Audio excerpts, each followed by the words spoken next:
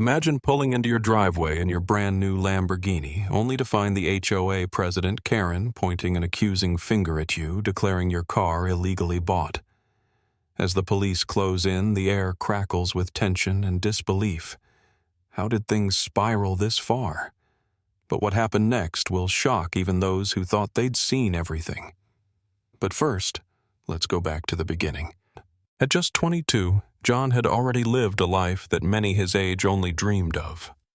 A young visionary with a knack for technology, he had poured his energy, creativity, and late nights into a tech startup that had taken the market by storm. This triumph was marked by the ultimate reward, a sleek silver Lamborghini that not only symbolized his financial success but also represented the realization of his dreams. The engine's purr was a constant reminder of his accomplishments and the defiance of odds that society stacked against young entrepreneurs like him. But this elation was cut brutally short by a clangor of injustice that roared louder than the sports car's engine.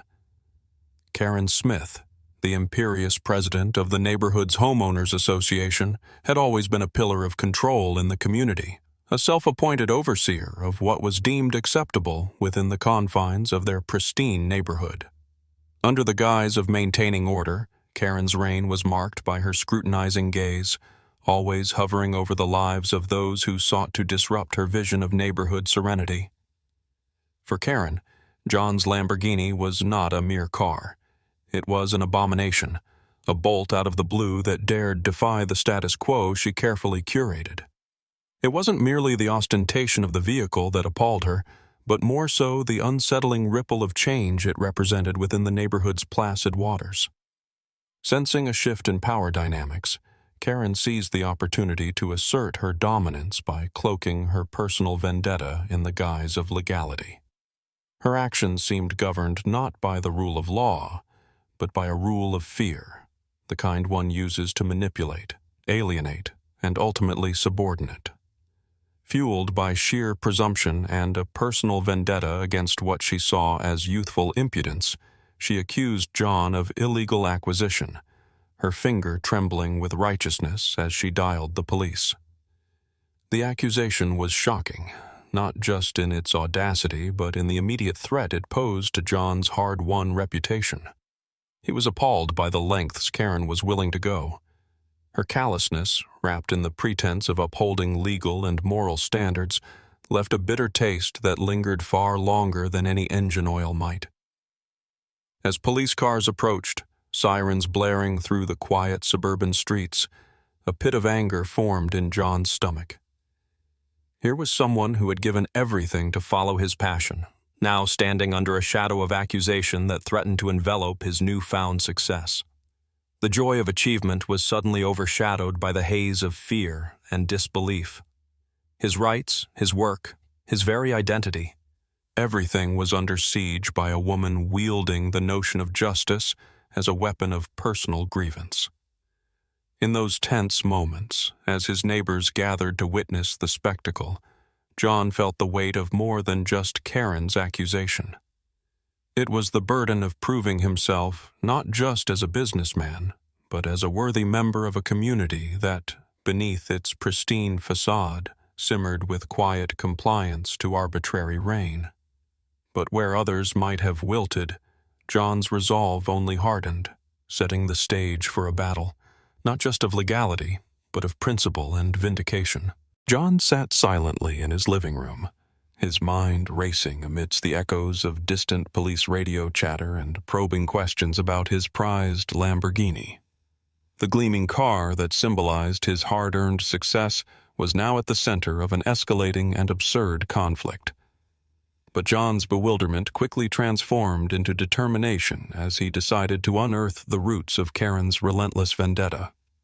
He began by delving into the HOA's history and Karen's role within it, scouring forums and talking to neighbors who had been at the receiving end of her insidious brand of leadership. Under the veneer of respectability, Karen masked a much darker predisposition, a self-appointed arbiter of who deserved to belong in her carefully cultivated community. Her reign, marked by petty rules and exaggerated infractions, had gone largely unchecked due to her strategic manipulation of HOA bylaws and her intimidating presence. Word began to filter through the grapevine about Karen's history of targeting young residents, those newcomers who, like John, defied her perception of what the neighborhood ought to be. They were successful, yet unorthodox, challenging the status quo with bold ideas and a modern aesthetic that Karen perceived as chaotic and disrespectful to the traditions she held dear. Her leadership style was rooted firmly in hegemonic control, imbued with a dogmatic adherence to her personal vision of order. But it wasn't just about control. It was about Karen's insecurity. John's Lamborghini was a crystalline reminder of youth and achievement that she no longer could relate to. It was a glaring challenge to the standards she enforced. The car, with its sleek lines and hint of future-forward initiative, embodied more than success. It represented change, something she deeply feared. Digging deeper, John uncovered accounts of Karen's manipulative tactics. She had a pattern, some called it her playbook, that involved levying fines for supposed failures to comply with community standards. A lawn a shade too long, a front door color too vibrant, or a car parked too haphazardly were all pretexts for her punitive actions. John learned of a young family fined incessantly merely for their children's backyard playhouse, which Karen declared an unauthorized structure. Each action was a flex of her muscle and an assertion of her dominance, crimes she committed without ever dirtying her hands. The more John uncovered, the more he realized he was not the first victim, merely the latest in Karen's long line of transgressors. Karen's tactics were not about maintaining any natural order, but rather fostering a personal domain over which she could rule with unchecked authority. For the first time, John felt the weight of not simply defending himself, but of standing up against tyranny for all those silenced and oppressed by Karen's reign. The vendetta was personal, yes, but the fight was communal. Empowered by this knowledge, John was more resolute than ever to turn the tide against the injustice plaguing his community. As the days passed, John's initial shock turned into a seething determination. He had always been taught to stand up for what was right, and the thought of being wrongfully accused was a bitter pill to swallow. He knew Karen's allegations were baseless, and he was resolute in his mission to prove it. The air of his apartment buzzed with quiet intensity, a stark contrast to the vibrant hum of his Lamborghini, which now sat idle in the garage, a symbol of the injustice he was fighting against. John began his investigation with a methodical approach. He started by compiling every piece of documentation related to his car purchase. Contracts, bank statements, and even emails with the dealership were scrutinized with precision, ensuring there was no shadow of doubt over the legitimacy of his ownership. In a different folder, he kept a meticulous record of every interaction he had with Karen and the HOA, every letter, every notice, every unjust fee attempt. Each document was a piece of the puzzle that would reveal a pattern of Karen's manipulative behavior. With a keen eye for detail, John expanded his research beyond his own experience. He reached out to neighbors, some of whom revealed horror stories of their own. A retired couple next door mentioned a suspicious charge for a tree maintenance fund that they never saw implemented.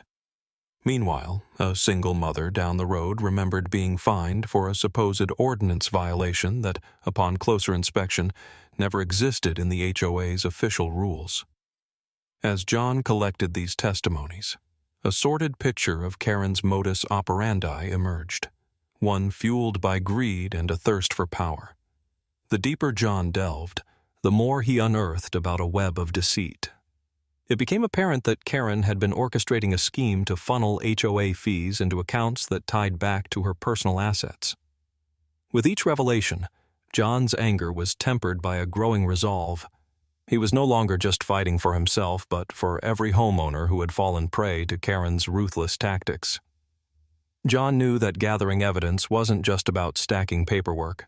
It was about crafting a narrative of truth that could stand up to scrutiny. Enlisting the help of a few tech-savvy friends from his startup, he analyzed digital records and found discrepancies in the HOA's financial reports. These discrepancies pointed decidedly to Karen's personal affairs, laying bare a complex operation of fraud. Armed with undeniable proof, John prepared his case meticulously, ensuring that every piece of evidence was categorized and ready to be presented. He understood that justice was not only about debunking the falsehoods against him, but also about exposing a deeper corruption that had ensnared his neighbors. This was no longer just a personal vendetta. It was a fight for justice on behalf of everyone in the community who had been wronged. In the quiet moments of the night, as he looked over his compiled data, John's mind was a paradox of calm and determination. The truth, he knew, had its own kind of power, and he was ready to wield it against Karen's empire of deceit.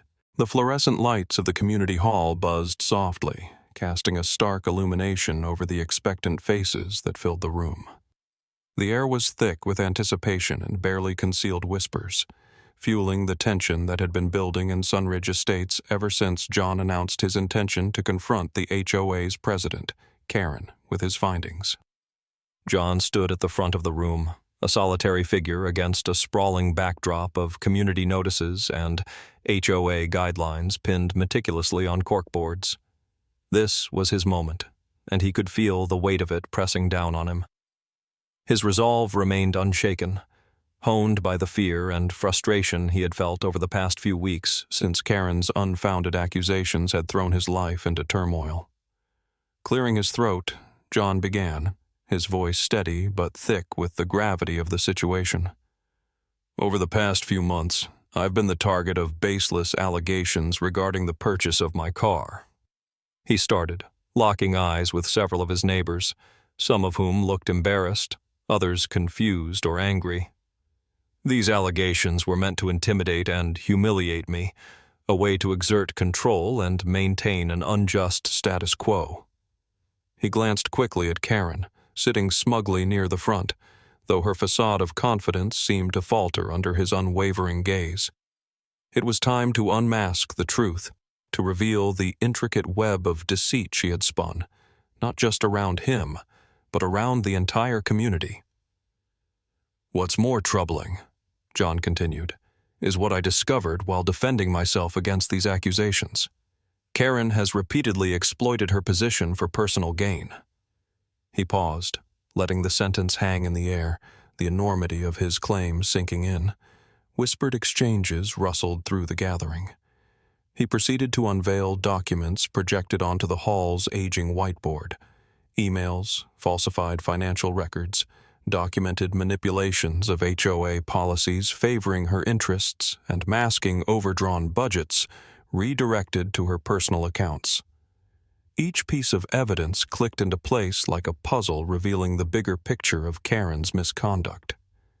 As John spoke, the outrage in the room swelled. Faces that had been passive now reflected shock and anger. John noticed Mrs. Hendricks, an elderly woman in the back, who had often spoken up in anger at HOA meetings, nodding vigorously in agreement. And beside her, Mr. Thompson, who had once doubted John, looked at him with newfound respect.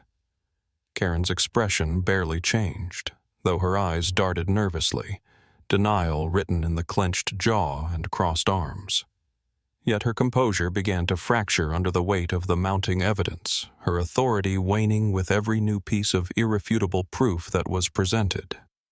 In a strategic and calm manner, John outlined every point meticulously, ensuring that each accusation was supported by undeniable facts. The atmosphere in the room shifted, a potent mix of disbelief and vindication taking hold as repressed grievances against Karen's oligarchy surfaced with renewed fury. Finally, John concluded, I only wanted to live peacefully in this community. None of us should live under the tyranny of corruption. Applause erupted, spontaneous and resounding, a release of communal discontent and relief. As law enforcement officials present took in the gravity of the evidence against Karen, the tables had unequivocally turned. John stood there, the undesired hero of a neighborhood saga, victorious not just for himself, but for everyone who had longed for liberation from a reign of fear and deceit.